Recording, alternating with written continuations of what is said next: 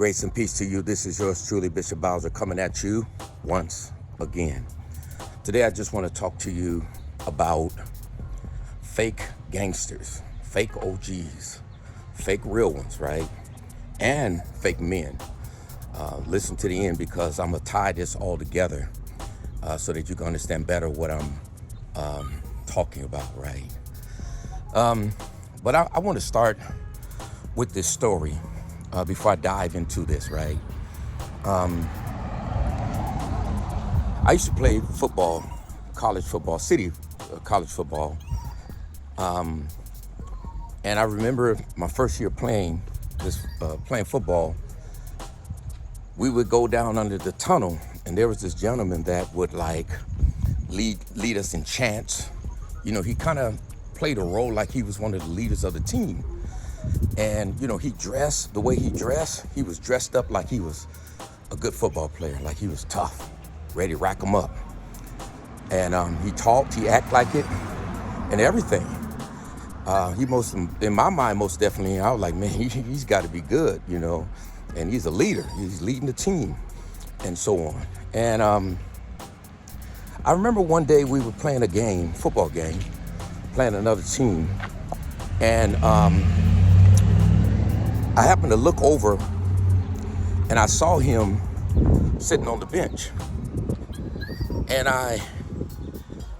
that game, I kind of watched him for the whole 4 quarters of the game.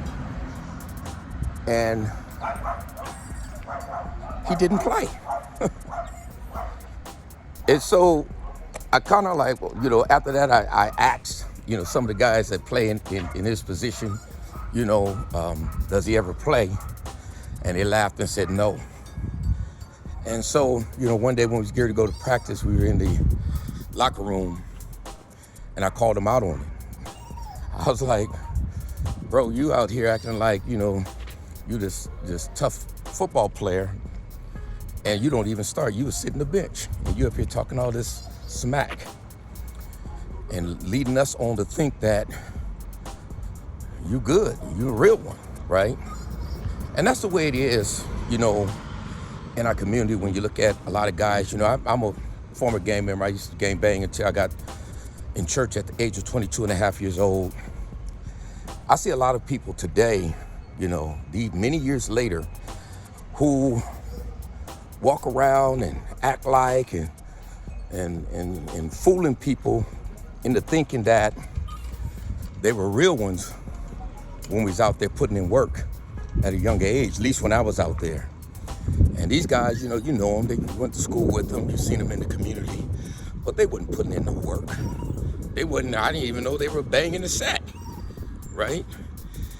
And so I seen a lot of these guys, and I said, well, maybe they started late, in their 20s and started banging, after I got in church. And so I would ask some of the homies, that I used to gang bang with, and like, hey man, dust and dust and dust and dust. Were they banging? Were they out there like that? They said, nah, man, I used to see them around. I don't really know them or whatever they would say, but it'd always be affirmative, no. And so I started realizing that you got a lot of people today that fake like they were real ones, right? And sometimes they get more respect, right, than the real ones do, right? And so then on the other side of that coin, I see a lot of people I did use to gang bang with, and that are real ones, right? And it's what really bothers me about this is that they still trying to live that life. You know what I mean? It's like, come on, homie, you got to get real. Being a real one, that stuff played out as far as being a real one in the streets. So both the fake OGs and the real ones that was out there when I was out there, what I would say is that, it's time to be a real man, right? And I want to give you 5 things that we need to be real about as men. Number 1, we need to be real about being real husbands, right? Being that protector and provider for your family. You can't provide for and protect your family, your wife and your children, if you're in jail, prison, if you're on probation, supervision or whatever, if you're out here, you're dead, you're out here and you get maimed or get messed up in a way where you can't protect and provide for them. You can't do it when you're a drug addict and caught up in all this foolishness that's in the streets. You can't be a real man that way. I don't care what you were 40 years ago, 50 years ago when we was banging. That stuff is old. That stuff is out.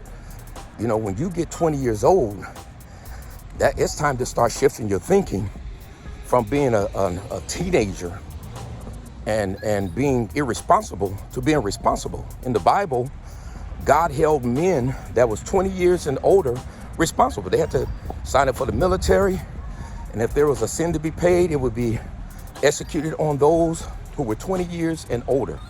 So that's around the age when you should start thinking about making some changes in your life, right? And really be in a place where you're ready to step in and be a man, be a husband, be a father. You've been trained, you've been groomed, you've been taught how to do it. Number two, you need to be a good good father. Being a good example, being a model. Are you setting a model and example for your kids to follow? Or is it something that might lead them down a path of destruction? Think about that. Number three, you need to be real about your fitness and health, right? A lot of our men today, especially that in the life that I was in, a lot of them today are sick, barely can walk. Some got different types of illnesses and so on. And it's time to start taking care of yourself. It's time to put down those cigarettes, put down that liquor. It's time to start eating right. It's time to start exercising. You know, don't wait till you get sick to try to do something about it. Prevention is the key. And that's what I've been doing for a long time, is using prevention as a key to have good health. And then what I would also say is number four is focus on personal growth. It's time to grow up. Being that real one, being that G, being whatever it is, that stuff is played out, and it's time to grow up. It's time to be a real man. Open your mind up, expand it. There's a whole world out there to conquer for you. You can rise and be way better than what you are. And then number five, you need to be real about your relationship with Yahweh. God is the head of Christ. Christ is the head of every man. If you're not under that divine authority, you're not functioning right as a man. And that's why our society, not being under divine authority, our homes, our communities are being ravaged, going down to degradation and going down to moral decay.